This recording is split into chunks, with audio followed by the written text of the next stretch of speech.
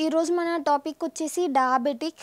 ఇదేంటంటే most common thing. Even పెద్దవాళ్ళని కాదు, చిన్న వాళ్ళకి కూడా మోస్ట్ కామన్ థింగ్. ఈవెన్ ఏంటంటే there are so many causes diabetic అన్నది. ఎయిదర్ వాళ్ళ జెనెటిక్ అయి ఉండొచ్చు, ఫుడ్ హ్యాబిట్స్ అయి ఉండొచ్చు. లైక్ ఏంటంటే వాళ్ళు తీసుకున్న వాళ్ళ లైఫ్ స్టైల్ని బట్టి కూడా కొంచెం స్ట్రెస్ లెవెల్స్ నౌ-ఏ-డేస్లో ఏంటంటే చిన్న పిల్లలకి కూడా వస్తున్నాయి. సో ఏంటంటే ద మెయిన్ రీజన్ ఏంటంటే hormone imbalance and stress levels and genetic factors. There are mainly 2 types, like type 1 and type 2. Type 1 ఏంటంటే చిన్న పిల్లలకి వస్తుంది. ఎయిదర్ మన 8 ఇయర్స్ తీసుకున్న 6 ఇయర్స్ అంటే 8 ఇయర్స్ నుంచి కూడా స్టార్ట్ అవ్వచ్చు అది. సో 8 ఇయర్స్ అంటే చిన్న పిల్లలకి వచ్చేది ఏంటంటే టైప్ 1 డయాబెటీస్, అండ్ అడల్ట్స్ కొంచెం వాళ్ళకి వచ్చేది టైప్ 2 డయాబెటీస్. సో ఏంటంటే ఈ డయాబెటీస్ నార్మల్గా ఏదైనా సరే డైటరీ అనేది చాలా ఇంపార్టెంట్. సో ఈ డయాబెటిక్ ఏంటంటే మోస్ట్ కామన్ డిసీజ్. వన్స్ ఇది అటాక్ అయింది అంటే మనకు దీన్ని correlated like some cardiovascular diseases కానీ, అంటే కొంచెం గుండెకి సంబంధించినవి, కిడ్నీకి సంబంధించినవి, అండ్ ఒబేస్ అవ్వడం, థైరాయిడ్, ఇవన్నీ ఏంటంటే కోమార్బిలిటీస్, ఒకదాని వెంట ఒకటి వస్తూ ఉంటుంది. సో దీన్ని కంట్రోల్ అంటే ఒకటి medication and second thing food. So ఏంటంటే మెడికేషన్ ఎలాగో మనం ఫాలో అవుతాం, అలాంగ్ విత్ డైట్ కూడా మోస్ట్ క్రూషియల్ రోల్ ప్లే చేస్తుంది. ఇందులో దీనికి మెయిన్గా మనం ఫాలో అవ్వాల్సింది లైక్ హై ఫైబర్. షుగర్స్ కంట్రోల్లో ఉండాలి అంటే హై ఫైబర్ తీసుకోవాలి, అంటే పీచు పదార్థం. Fruits, vegetables, salads, whole grains, sprouts, oats, anything, ఇవన్నీ కూడా ఏంటంటే హై ఫైబర్ ఉంటుంది. ఇదొకటి తీసుకోవాలి. లో కార్బ్స్ అంటే కార్బోహైడ్రేట్స్ తక్కువ ఉన్న ఫుడ్స్ తీసుకోవాలి, అంటే మైదా ప్రొడక్ట్స్ అలాంటి ఏది కూడా తీసుకోకూడదు, రిఫైన్డ్ ప్రొడక్ట్స్ ఏది తీసుకోకూడదు. Okay.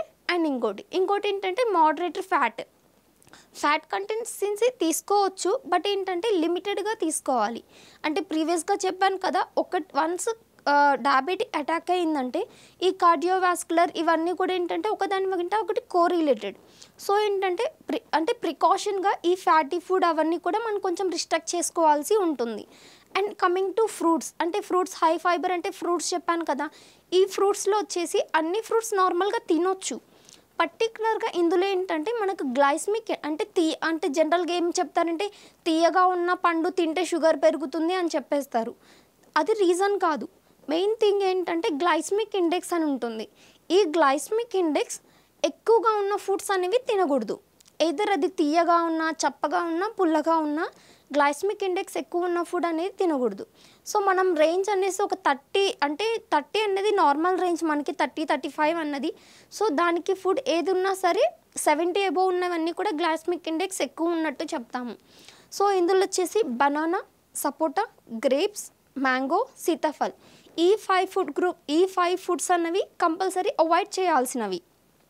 Remaining fruits like some apple కానీ, papaya, watermelon, muskmelon, remaining any fruit తిన్నా సరే ఇవన్నీ తినొచ్చు.